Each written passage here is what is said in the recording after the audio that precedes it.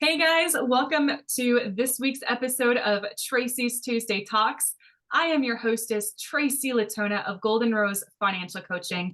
And with me today is a very special guest, Seth Russ, who is a fellow Ramsey Preferred Financial Coach and is now leveling up his game to serve people in the capacity of financial advisor. I'm super pumped to have him here with us. Seth, thanks so much for joining. Yeah, thank you, Tracy. I enjoy talking with you every single time we have a conversation. I absolutely love the conversations we have. So I'm so excited to be here today on your channel, be able to help you, help your audience. Thank you. I appreciate it. So, Seth, going from financial coaching to financial advising, well, first back up because you mentioned this disclaimer thing that we have to say. Yeah. Everybody, this is not specific advice. This is for general education. For your situation, if you want to go deeper, I recommend you get connected with Seth, who can take you to that level. So this is just disclaimer, educational material. Yep. Thank you for that. So, Seth, what brought you into wanting to become a financial advisor in addition to being a financial coach? Yeah, great question. So I started became a coach in 2019. And that came out of desire to serve people with their finances. Me and my wife, and if anyone's familiar with the Dave Ramsey 7 baby steps, I know you are, Tracy, but for anyone else, me and my wife, we moved through baby steps 2 and 3 from 2018 to 2019, like very quick, boom, boom, boom. And it was at that point I was working as an accountant. I didn't like accounting work. It was very monotonous to me, very much just diving into spreadsheets and not talking to anybody. And I was like, I feel like I'm not really serving anyone. So 2019, I hear about financial coaching. And then I saw it at the time as a stepping stone to becoming a financial advisor. So I was like, well, this is something I could try out on the side. See if I like it, I can continue pursuing it. I wish I could say everything was easy from there, but actually became a coach and was like, uh, screw advising. I only want to be a coach. But something happened in about 2020, 2021, unrelated to the pandemic, but just it happened to be in that same time frame of I started getting a little restless with my coaching. Um, a lot of it had to do with the fact that I would work with someone 6 months, 8 months, a year, maybe even more than a year, and then just pass them on to an advisor after I had spent so much time helping them in their situation. And so then it was like, I don't know how they're going to get served now. I mean, I trusted my referral partners, but I was like, I don't know how they're going to get served. And then from the monetary aspect, it was like, I've passed on millions of dollars of business or in assets to other people. It's not that much of a jump. Why couldn't I have just maintained the relationship? Yeah. Yeah. And so 2021, I was praying about it and finally felt like a confirmation from God saying, hey, yes, go. You can do it. So starting in 2021, running into 2022, I got all the licenses to become a financial advisor. And for about a year now, I've been helping people as both a financial coach and a financial advisor. That is awesome. What a great story. I love how, first of all, you felt that restlessness in your spirit, like you knew that there was something else. All too often people feel that, but they feel like they're stuck and they can't move because there's a lot of fear. And then you were like, okay, God, like bringing your faith into it. And Yep. then once you had the green light, made that action plan, and now you are serving in a different and powerful capacity as well.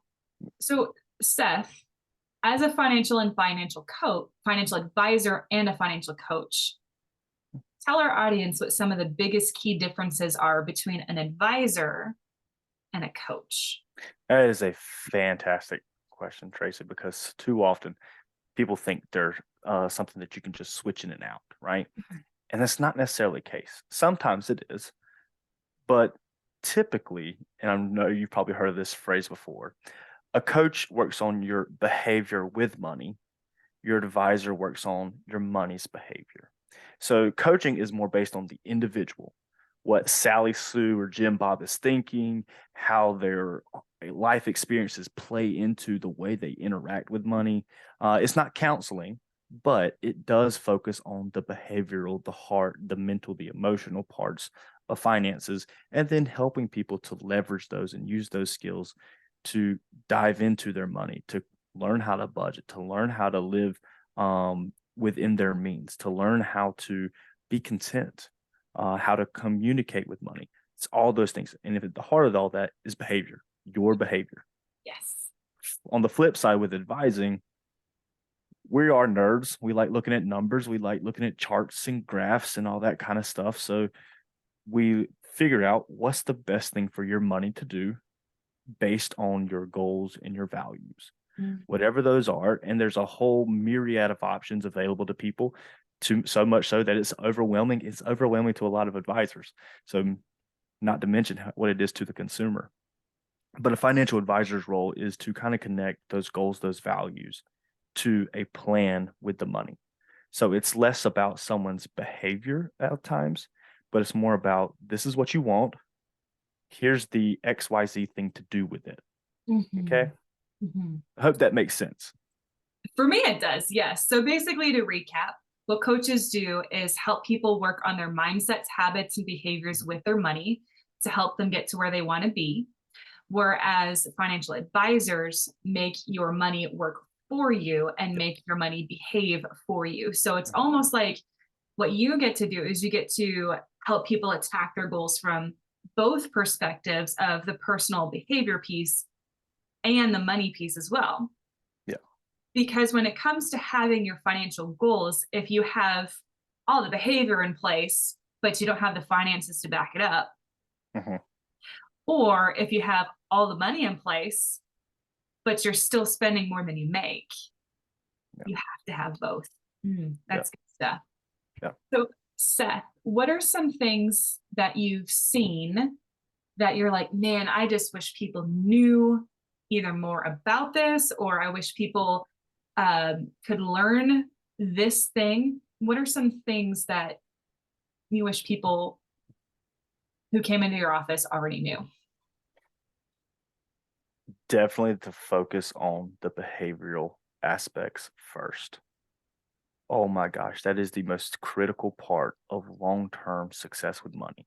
You may not become a, gazillionaire. You may not have hundreds of millions or $1 billion in the bank. But if you have that foundation of, I know why I interact with money the way that I do, I'm in control of my spending, and you have the behavior part down, the strategy that a financial advisor gives you is so much easier to carry out.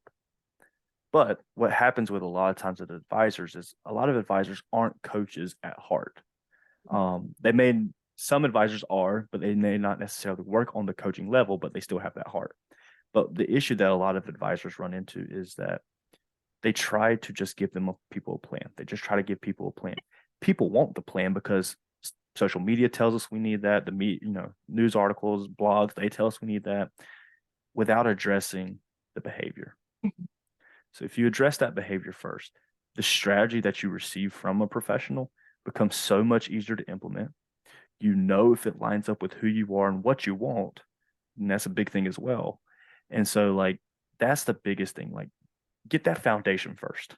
Yeah. I don't care if you make $20,000 a year or $20,000 a month or $20,000 a day.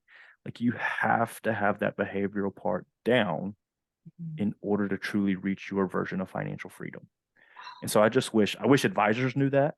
I wish they all understood, you may not work with someone on a coaching capacity, but if you have the heart of a coach, you understand the mindsets, the habits, the behaviors, the experiences of people when you're making their plan, you're going to be a better advisor. If you're the client consumer, if you understand, hey, I know that I've got this foundation set, it's so much easier to carry out a strategy that someone gives you. And so that's the number one thing I wish people realize, is that it's not either or. You need both, but you need to start with the behavior. Yeah. Yeah. What do you think some of the biggest hurdles people have when it comes to working with a financial advisor? I think the biggest one is two biggest ones. One is mistrust. You may, you hear sometimes we get a bad rap. There was a study done a few years ago. Now I don't remember exact year, but it was back in the 2010s where it was like, where do people trust these occupations? At the bottom is a used car salesman. Mhm. Not far from that was a financial advisor. No. And Oh so man. part of that, yeah, it's terrible, right? But part of that stems from a lot of one-trick ponies Mhm. where you're going to walk into the office. It doesn't care what's going on in your situation. They're always going to tell you the same thing. Mhm. And the thing that they tell you to do benefits them the most, not you. There's a lot of that, been a lot of that. I think it's getting better now. Having talked with other financial advisors, there seems to be more of awareness of the coaching aspect, but also like the word fiduciary is on the rise. Like that's becoming a big thing in the industry right now. Like almost every conversation I'm having with people, they may not understand what that word is, but they always ask, "Are you a fiduciary?" And so that What does that word mean? I figured that was come up. So a fiduciary means that so the professional is legally bound to operate in the client's best interest, not the professional's best interest, the client's best interest. And so that's all that means is that we are legally obligated to operate in your best interest. Now, we should be doing that anyway, right? From a moral standpoint, but it's like an extra layer of protection. And so that's kind of what that word means. But kind of go back to the original question, what are some reasons people may be hesitant to work with them? Mistrust, some bad rap, some bad apples in the sack, and so it's overcoming that. I think the other thing is a lack of knowledge of how a financial advisor can serve you. You Mm. may think, you may have some misconceptions like, oh, only wealthy people work with financial advisors, and I'm not wealthy, so I can't work with one. Or you may think, well, I can just read a blog and learn everything. You might, I'm not going to say you can't. Do you want to spend all those hours? You want to Right. spend all those years doing that?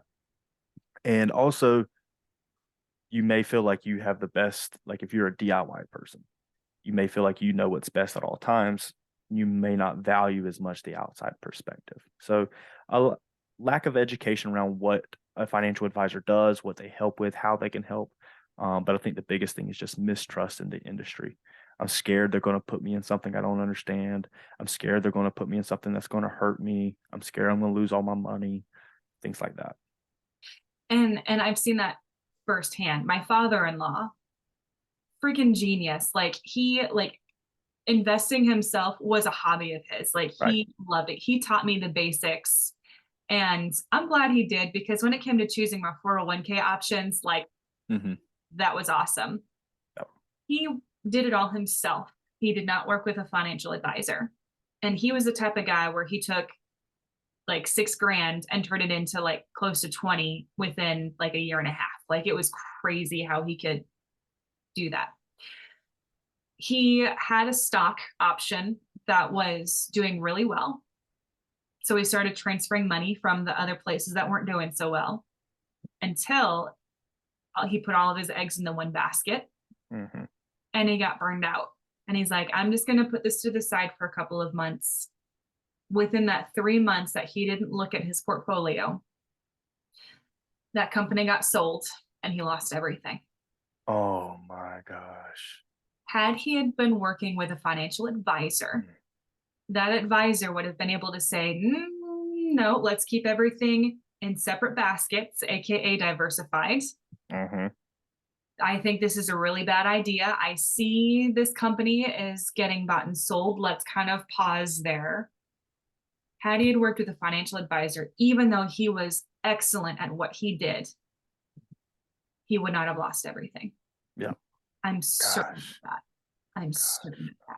So that's another reason why I'm like, guys, work with a financial advisor. Like I've seen what it does to families. I've seen what it does like when like he was the leader of the home. Like he's passed on now, but it crushed him.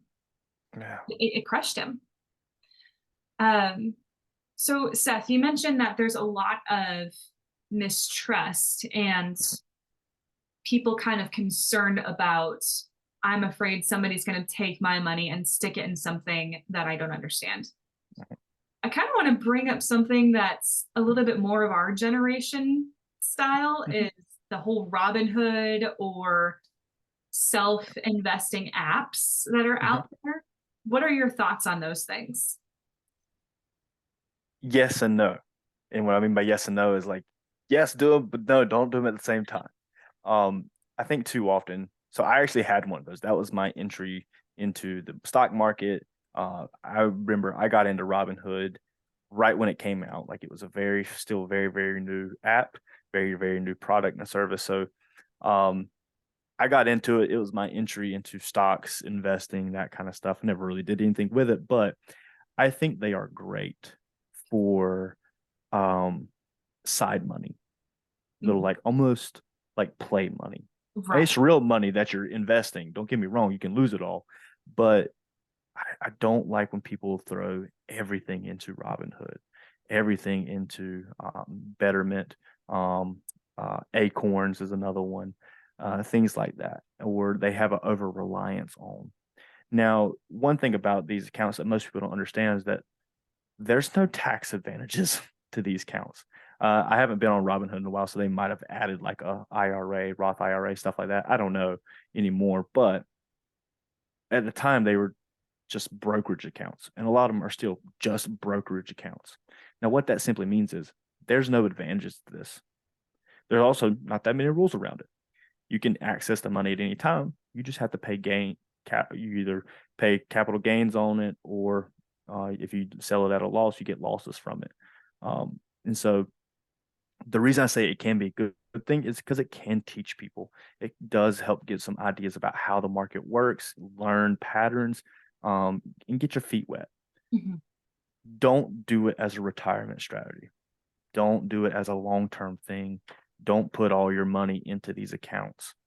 It just not is going kind of back to the DIY thing. If you don't have that outside perspective, if you're at least not taking advantage of some tax benefits, it may not be the best thing for you to do. Yeah. So I'm not 100% against them. I know some people are like, absolutely do not do it. Just don't put everything into these things. And if you do have everything in, I highly encourage you have an outside professional looking at it to make sure you're not um, got some obvious holes in your portfolio, stuff like that. Yeah. Or get into trouble. Like I read an article, I'm not sure if you could speak into this or not, but I read an article that there was a guy who owed, I don't know how many, like almost like $800,000 in Yep, I know taxes exactly which one you're talking about. because like he bought and sold within that 30-day period and he didn't know that that was a law. Yep. Like, are you able to fill us in a little bit more on that, or is that something to Yeah, yeah, absolutely. So I don't remember.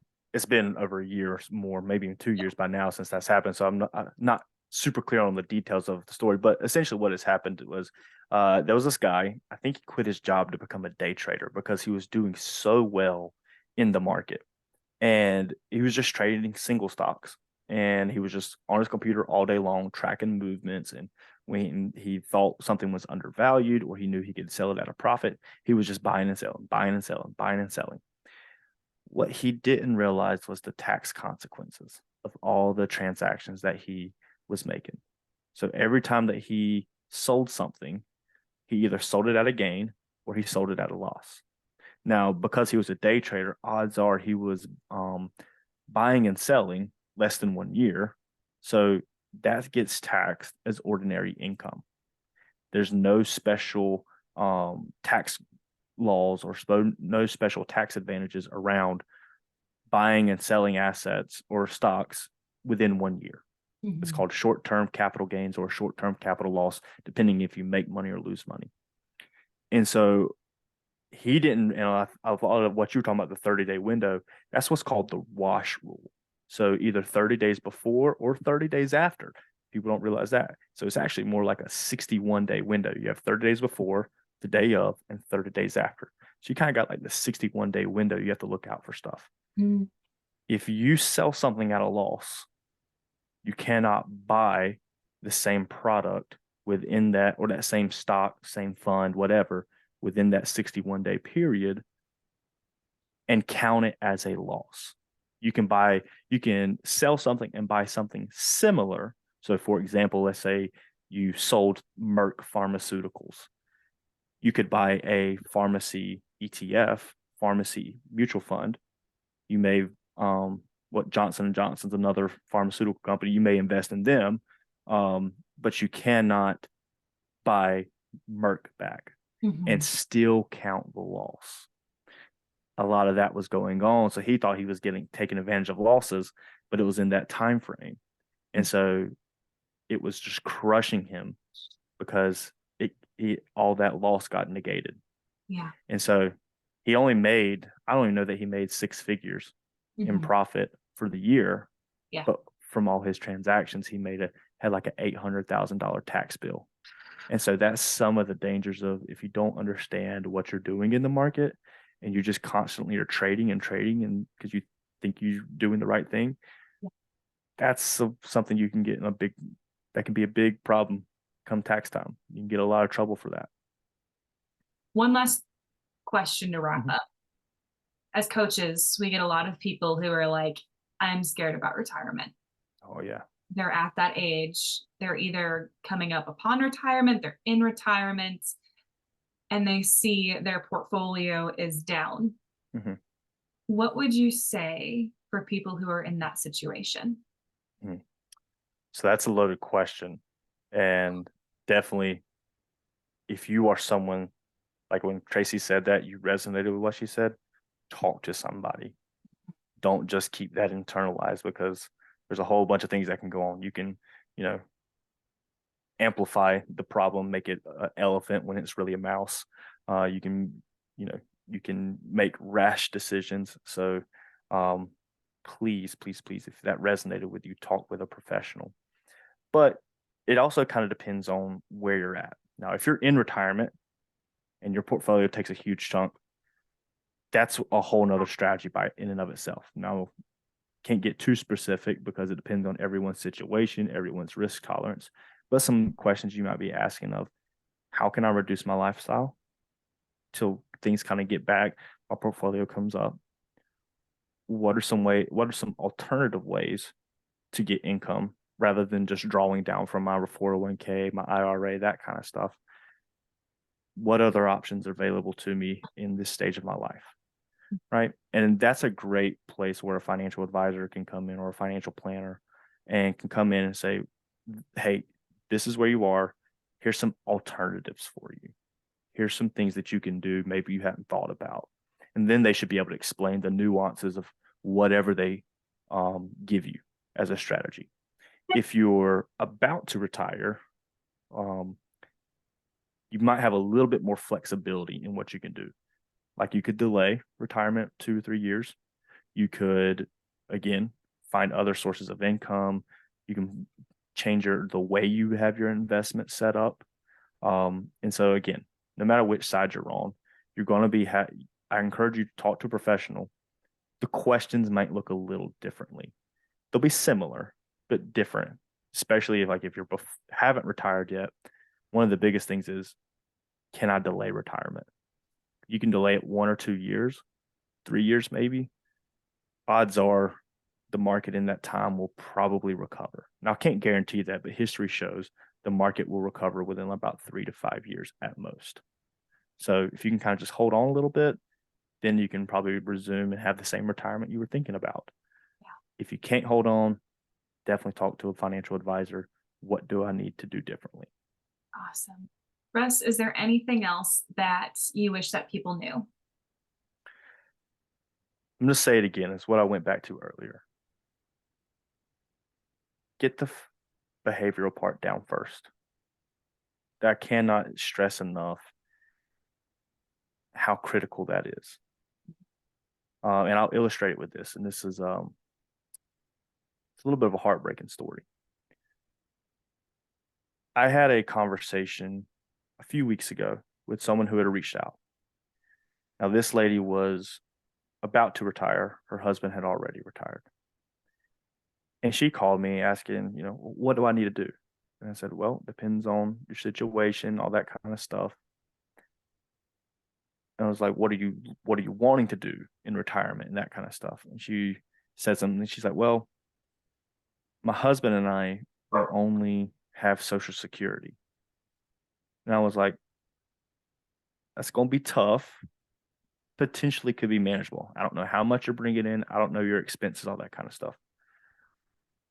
So that was my initial thought. But before I could almost finish that thought, she says, and we have a deficit every month. We are losing money every month. And I was like, and she was like, we have nothing saved. We have, whether it's in retirement or savings account, we still have some debt we're carrying around. And I was just almost wanted to cry for him because I was like, other than you probably shouldn't retire. And unfortunately, they asked what before they wouldn't even agree to meet unless they knew how much our financial plans were. And I was like, well, this is what they start at. And she's like, I'm not looking to spend that much money. Thank you. She hung up. But in that conversation, she also told me, she's like, well, me and my husband, we lived a good life. We have a nice house. We drove nice cars. We took nice vacations. And they just never had the habits right. It sounded like they made great money. It sounded like they had great jobs. They lived a great life until it came to retirement. And so it's not all about just waiting to retirement to start living. But if you don't have the right habits and you don't have the right mindset and the right behavior around your money now, and you don't start doing the things you need to do to save for retirement now, retirement is going to be very hard. And it's going to look a lot different than what you expect it to be. That is a heavy story. But I also want to flip that around and end this on a positive note. Mhm. Even if you put just a little bit away each month, the earlier you get started, it doesn't have to be a whole lot. On average, it takes somebody about 17 years to become a millionaire from the time that they decided, I've had enough. I'm sick of living paycheck to paycheck. I want to get out of debt. I am through with this. 17 years to become a millionaire. So if you're in your 50s, guess what? You can still retire a millionaire. If you're in your 40s, 30s, 20s, you can be a multimillionaire just by having just a little bit each month. Guys, I encourage you to talk with Seth. Seth, how can people get a hold of you? Yeah, absolutely. So you can follow me on Facebook or Instagram. Facebook, just look up Seth Russ. I think my little tag is Seth.Russ.7. On LinkedIn, it's just linkedin.com/Seth Russ. That'll take you straight to my page. You can also reach me through email, seth@financialserenity.com.co. And one final thing to go back to what you just said, Tracy, about it's not too late. Actually, I know we're recording this on Monday. It'll come out on Tuesday. The day that this comes out, I'm releasing an article on LinkedIn about the power of starting early for saving. And I feel I use conservative numbers in that and in the illustrations and the numbers that I provide. So once you see this tomorrow, you could be able to check the article out on LinkedIn, and it'll dive into why people should start early for retirement. You're absolutely right. It's not too late to ever start. It's absolutely possible in your 50s, even in your 60s, if you're willing to work into your 70s, to have a great nest egg for retirement. It's just so much easier if you start in your 20s. So I encourage everyone to check that out. It'll be on my LinkedIn page at the day that this drops. Well, thank you so much for joining us, Seth. Good heavens, Seth Russ. We're live, guys. I truly appreciate all the insights that you had, and just every conversation that I have with you, it's just impactful, insightful, and you truly do have the heart of a coach, which is really what's needed in a financial advisor. So guys, I encourage you to reach out to Seth if you are on the fence about it, investing your money. If you are wanting to ask questions, go a little bit deeper and get started on that journey to financial freedom, I encourage you to reach out to Seth or me for financial coaching, financial advising for Seth, and coaching with him as well. All right, guys, thank you so much. I will see you next Tuesday. Have a blessed week.